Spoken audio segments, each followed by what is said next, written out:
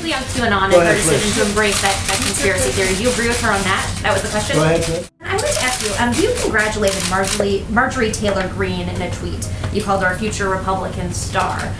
Greene has been a proponent of the QAnon conspiracy theory.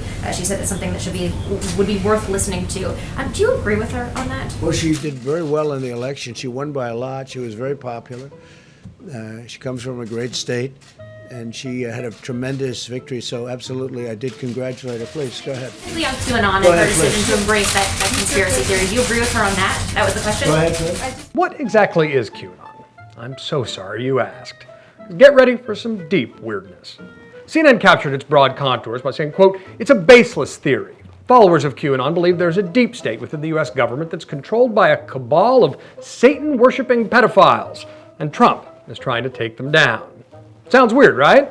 That's because it is. But it has seeped into the groundwater of Trump-era hyperpartisanship, with Q paraphernalia sold outside Trump rallies and appearing with disturbing regularity on his supporters. And although he hasn't spoken directly about QAnon, the president has fanned the flames, repeatedly retweeting QAnon-supporting accounts, memes, and hashtags. The Trump campaign even included QAnon signs in an ad, which was later taken down.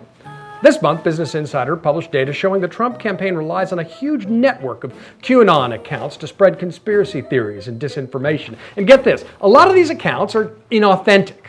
According to the tracking site Bot Sentinel, 3 of the top 5 bot-amplified hashtags of 2020 are QAnon related. That's right. If you're a follower, you're probably getting duped by a bot. Meanwhile, Trump's former national security advisor and convicted felon Michael Flynn recently decided to go full Q and post a video reciting some of its slogans, which is not creepy at all. Here's the thing, this is much more than a logically extreme extension of play to the base politics. The FBI classified QAnon as a domestic terror threat in a 2019 internal memo. And QAnon followers have allegedly been involved in a foiled presidential assassination plot, a devastating California wildfire, and an armed standoff with local law enforcement officers in Arizona. Conspiracy theories offer their followers special knowledge and confirmation bias. When I wrote a book called Wingnuts, extremist groups and conspiracy theories were already defining the conservative resistance to the Obama administration, building on old foundations laid by the John Birch Society and patriot militia movements. Donald Trump's embrace of the racist birther conspiracy theory fit this pattern perfectly, and he's continued pumping up disinformation from the White House. Now, Republicans may look at these likely nominees expressing support for QAnon and try to convince themselves they're outliers.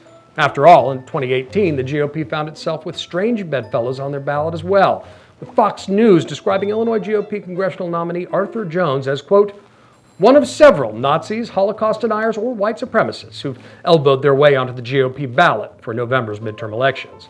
But Republicans need to ask themselves just why so many unhinged extremist candidates feel comfortable clustering under the GOP banner. In the case of QAnon and the current congressional candidates embracing its conspiracy theories, the answer lies at the top of the ticket: President Donald Trump.